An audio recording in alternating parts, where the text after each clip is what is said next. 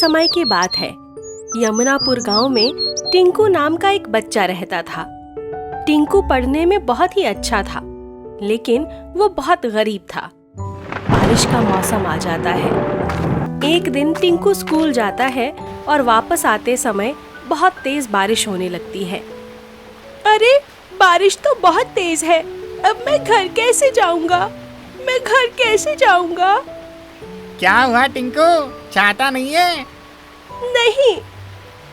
तो तुम यहीं स्कूल के बाहर खड़े होकर भीगते रहो और मैं अपने घर जाता हूँ। भोलू टिंकू के पास छाता नहीं होने के कारण उसका मजाक उड़ाता है। टिंकू मायूस हो जाता है और वहीं एक कोने में खड़ा होकर बारिश रुकने का इंतजार करने लगता है। थोड़ी देर बाद बारिश रुक जाती है और टिंकू घर चला जाता है। अरे टिंकू, इतना लेट हो गए? पापा, बारिश होने लगी थी तो मैं स्कूल में ही बारिश के रुकने का इंतजार कर रहा था। सुनो जी, टिंकू को एक छाता दिलवा देते हैं। लेकिन मेरे पास इतने पैसे कहाँ हैं कि मैं छाता खरीद सकूं।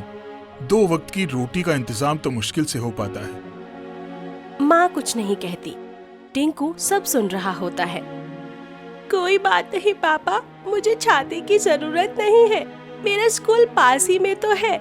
मैं पेड़ के नीचे से बचते बचते स्कूल चला जाया करूँगा और वापस भी आ जाया करूँगा। अब रोज स्कूल की छुट्टी के समय बहुत तेज बारिश होने लगती है। एक दिन टीचर टिंकू से कहती हैं, टिंकू बेटा, ऐसे तो तुम रोज रोज घर पहुंचने में लेट हो जाया करोगे। अपने किसी दोस्त के साथ ही छतरी में चले जाया करो। टिंकू कुछ नहीं कहता। टीचर समझ जाती है कि टिंकू को कोई भी अपनी छतरी में नहीं ले जाता।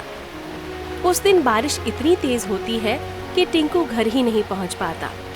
कभी इस पेड़ के नीचे तो कभी उस पेड़ के नीचे।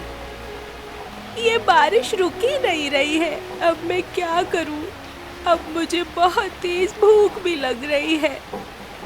तभी टिंकू को एक अमरूद का पेड़ दिखाई देता है। उस पर एक अमरूद लगा होता है।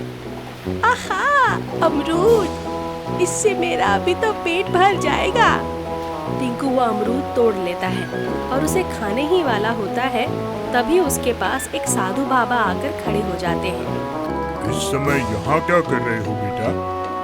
बाबा, मैं स्कूल से घर जा रहा था, लेकिन इतनी तेज बारिश है कि मुझे यही इस पेड़ के नीचे रुकना पड़ा और मुझे बहुत तेज भूख लगी है और मुझे ये अमरूद दिखा तो मैंने इसे तोड़ लिया।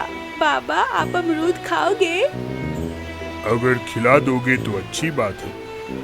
अरे क्यों नहीं बाबा, हम इसे आधा आधा कर लेते हैं। बाबा को टिंकू का ये सरल व्यवहार देखकर बहुत खुशी होती है और वो टिंकू और साधु बाबा आधा आधा अमरूद खा लेते हैं। बेटा, कोई परेशानी है तो बताओ। नहीं बाबा। बेटा, फिर तुम रोज बिना छाते के स्कूल क्यों जाते हो?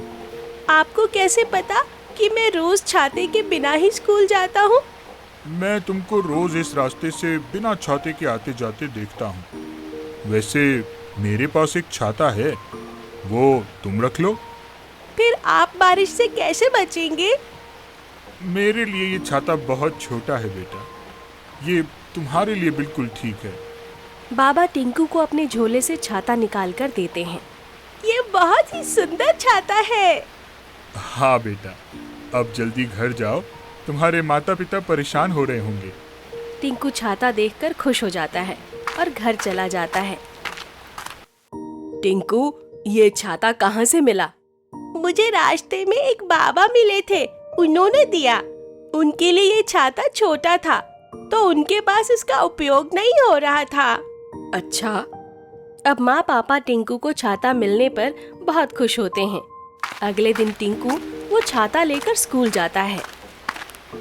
अरे टिंकू, तुम्हारा छाता तो बहुत सुंदर है। धन्यवाद टीचर। सब बच्चे टिंकू का छाता देखते हैं। तभी भोलू कहता है, टिंकू, ये छाता मुझे चाहिए। ये मेरा छाता है, मैं तुमको नहीं दे सकता। लेकिन भोलू नहीं मानता और वो छाता टिंकू से छीन लेता है। लेकिन जैसे ही भोलू छाता छीनता है, छाता बंद हो जाता है। बहुत बारिश के बाद भी वो छाता नहीं खुलता। ये ले तेरा छाता, ये तो खराब है। लेकिन जैसे ही टिंकू के पास वो छाता आता है वो खुल जाता है। भोलू डर जाता है और फिर वो भोलू को परेशान नहीं करता तो टिंकू घर जाने लगता है। पास ही उसके दोस्त होते हैं जिनके पास छाता नहीं होता।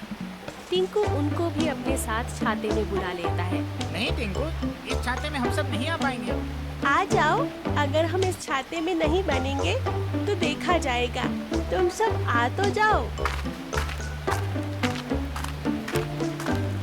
जैसे ही वो छाते के नीचे पहुंचते हैं, छाता बड़ा हो जाता है। ऐसा करके रास्ते में कई लोग छाते के अंदर आते हैं और छाता लोगों के अनुसार बड़ा होता जाता है और सब बारिश से बचते हुए अपने घर पहुंच जाते हैं। अगले दिन पंचायत में। सरपंच साहब, इस साल बारिश अच्छी हो रही है। हमें इस बरसात के पानी को बचाना चाहिए जिससे कि खेती में परेशानी ना हो और हम उपयोग भी कर सकें। बात तो सही है। आप लोगों के पास कोई सुझाव है तो बताइए। क्या मैं सुझाव दे सकता हूँ? हाँ टिंकू, बिल्कुल दे सकते हो। आप सबके घरों के सामने जमीन में टैंक बनवा दीजिए।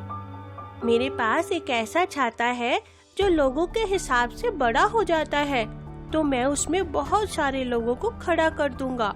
इससे छाते की डंडियों से जो पानी गिरेगा उससे सभी टैंक जल्दी भर जाएंगे और तालाब को भरने के लिए भी हम ऐसा ही करेंगे।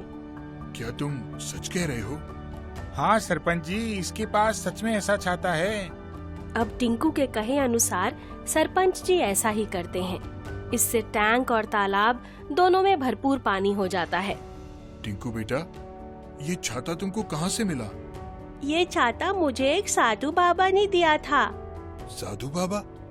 टिंकू सरपंच को सारी बात बताता है। वो एक बहुत ही सिद्ध बाबा हैं जो बहुत ही कम लोगों को दिखते हैं, लेकिन उन्होंने टिंकू से बात की और ये छाता दिया। ये बहुत बड़ी बात है। आपका बेटा बहुत ही भाग्यशाली है।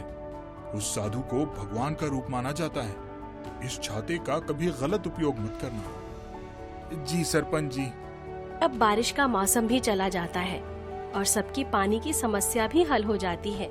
इससे फसल भी अच्छी होती है और सभी बहुत खुश हो जाते हैं। शिक्षा, किसी की मदद करने से पीछे नहीं हटना चाहिए।